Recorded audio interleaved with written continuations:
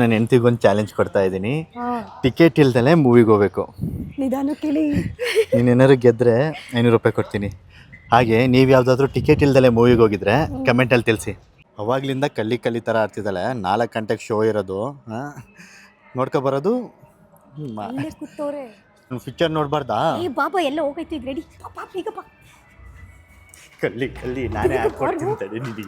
ಸುಮ್ಮನೆ ಬಾ ಬೇಗ.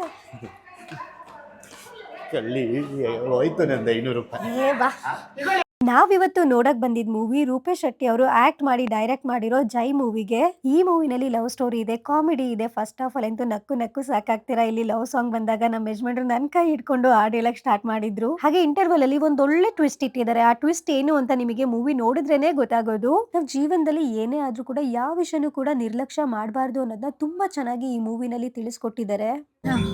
ಕಲ್ಲಿ ತರ ಸ್ನಾಕ್ಸ್ ಬೇರೆ ಎತ್ಕೊ ಬಂದವಳು ಟಿಕೆಟ್ ಅಲ್ದಲೆ.